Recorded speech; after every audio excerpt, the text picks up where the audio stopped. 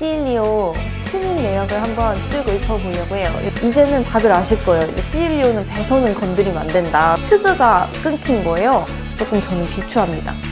꼭 소중한 번호판을 지키시기 바랍니다.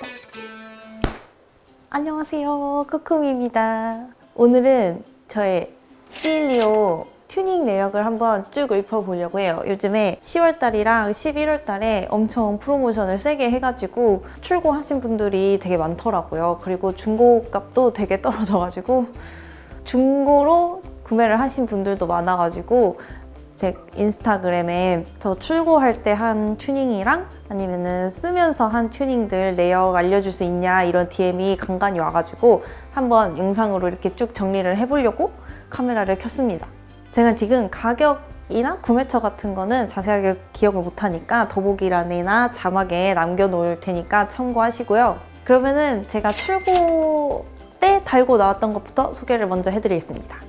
일단 두 가지가 있는데 출고할 때 했던 게 첫 번째는 비상등. 비상등은 제가 또 생명을 위해서 작업을 했고, 그리고 두 번째 거는 원래 무선 충전 거치대를 했는데 제가 무선 충전 거치대를 한 걸 되게 후회를 해가지고 지금은 그냥 SP 커넥트 달고 있습니다.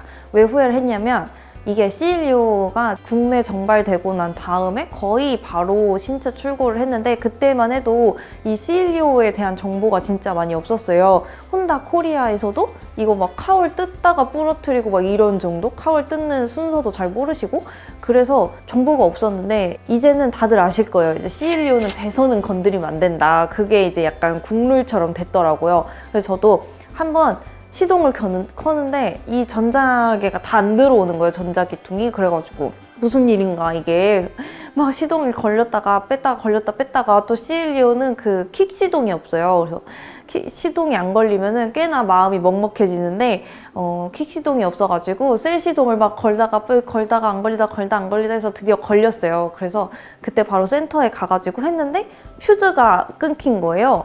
무선 충전 거치대 떼고 비상등도 떼고 싶었지만 비상등은 이미 구멍도 뚫어놨고 이거는 생명을 위해서 있어야 되니까 이거는 하고 무선 충전 거치대만 뗀 다음에 배선 정리 다시 해가지고 퓨즈 갈아 끼워 놓은 상태입니다. 그래서 혹시나 지금 시일리오를 출고하고 튜닝을 고민하고 계신 분들은 제발 전자 배선 쪽은 제발 건들지 마세요. 그렇게 출고할 때 했었고 그 다음에 이제 저는 되게 하나하나씩 달았는데 제일 먼저 한 게 윈드스크린이랑 베트남 캐리어였어요. 센터 캐리어. 이거 윈드스크린은 지금은 이렇게 보시면은 기비 제품이 달려있는데 이건 제가 전국 일주하기 직전에 바꿔단 거고 그 전까지는 제가 주문을 잘못해서 슈퍼커브 110용 거 윈드스크린 달고 있었어요.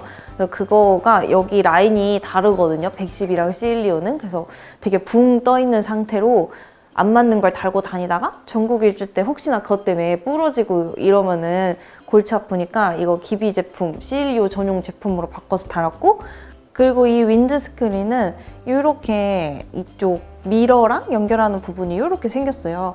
시일리오 원래 사이드 미러가 여기서 이렇게 뿅 나오거든요. 근데 저보다 조금 더 이렇게 덩치가 있으신 분들이 타면은 자기 어깨에 가려서 사이드 미러로 체크가 안 된대요. 그래서 일부러 얘를 높여서 달거나 이렇게 뽑아서 다시는 분이 계시거든요. 근데 이 기비 윈드스크린을 사용을 하시면은 얘 자체가 이게 다 포함된 연결부를 가지고 있어가지고 얘를 달면은 옆으로 나와가지고 조금 더 이제 시야각이 좋아져가지고 사이드 미러를 어깨가 다 가린다 하시는 분들은 요거 이렇게 한번 방법을 사용해 보시면은 조금 더 괜찮을 거예요. 그리고 센터 캐리어 요거는 이렇게 쥐덧 달려있는 걸로 해가지고 센터 캐리어를 달았습니다. 혼다 코리아 은평점에서 봉지거리를 이걸 발견을 해가지고 이것도 같이 달아주세요 해서 달았는데 이 봉지거리를 은근히 많이 물어보시더라고요. 근데 이게 제가 정확히 모델명을 아는 게 아니어가지고 혼다 코리아 서울에 있는 은평점에서 했다고밖에 말씀을 못 드리는데 이게 제가 내 모델명이라도 찍어둘 걸 찍어두질 못했어요.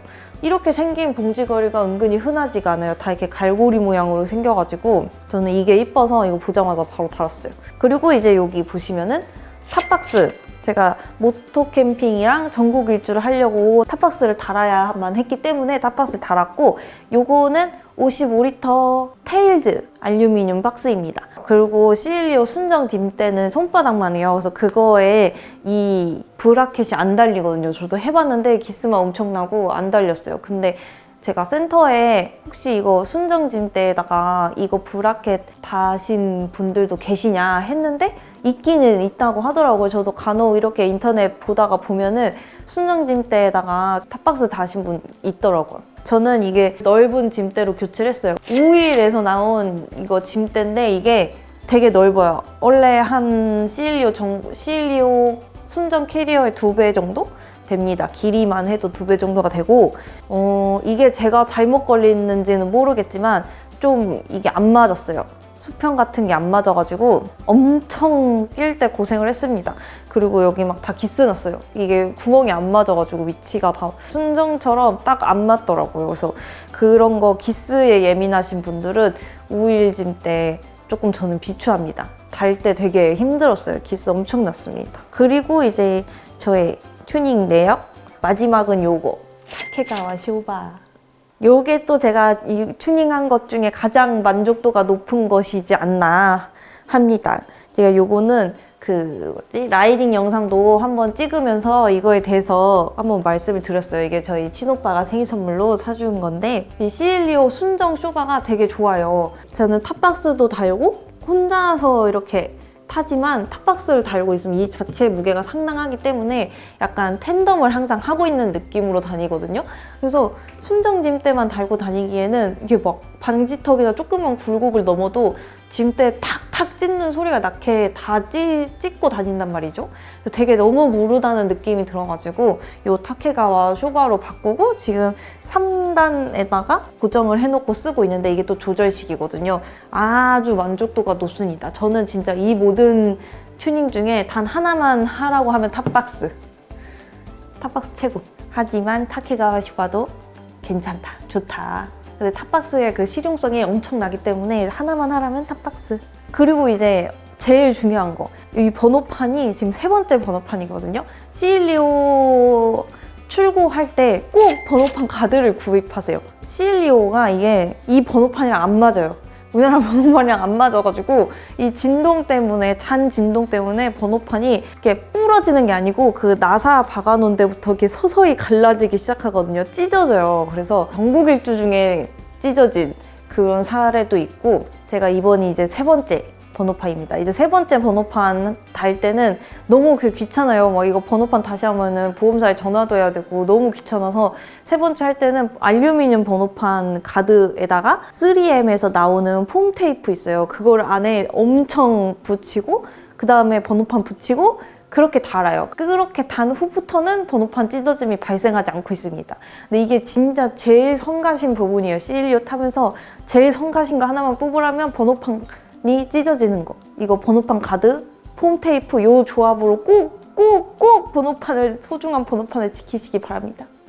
그리고 간혹 이게 튜닝이라고 오해하시는 분들이 있는데 제 킥박스에 빨간색으로 이렇게 동그란 랩핑이 되어 있거든요. 이게 제가 항상 이렇게 오토바이 옆면 사진을 잘 올리다 보니까 이거 보시면은 이거 어디서 구입하셨냐고, 이거 킥박스 빨간색 튜닝템 뭐냐고 물어보시는 분들이 간혹 계시는데 이게 순정 파츠가 나오긴 해요. 킥박스에 이렇게 붙이는 거 빨간색이랑 은색, 크롬 이렇게 나오긴 하는데 그거를 한 건 아니고 그 퓨즈 나갔었다 했잖아요. 그때 이제 이 퓨즈를 가려면은 이 치마 칼부터 시작해서 킥박스 여기 앞에까지 이게 싹 다 뜯어야 되거든요. 시일리오 굉장히 그게 또 불편합니다. 그래서 그거를 뜯다가 킥박스 부분이 뽀개져가지고 그걸 이제 랩핑 임시 처리를 해놓은 겁니다. 본드로 붙여놓고 랩핑으로 씌워놓은 거여가지고 이거는 그 튜닝은 아닙니다, 여러분. 이거 하자. 일단 이렇게 이제 별거 아닌 저의 튜닝 내역을 말씀을 드렸는데 사실 제가 튜닝을 그렇게 많이 한 건 아닌데 뭐뭐뭐 하셨냐고 물어보시더라고요. 그래서 이렇게 한번 정리하는 영상을 찍어봤고요. 그냥 좀 실용적인 거 위주로만 했습니다. 왜냐면 제가 출퇴근, 모토 캠핑, 전국 일주 뭐 이런 거 위주로 얘를 데리고 다녔기 때문에 일상에서 필요한 것들 위주로 좀 실용적으로 튜닝을 해봤고 제 실용적인 튜닝 내역이 좀 도움이 되었길 바라고요. 구매처와 가격은 더보기란에 혹은 자막에다가 넣어 놓을 테니까 많은 튜닝 하세요. 많은 튜닝, 실용적인 튜닝 하세요. 모두 안녕.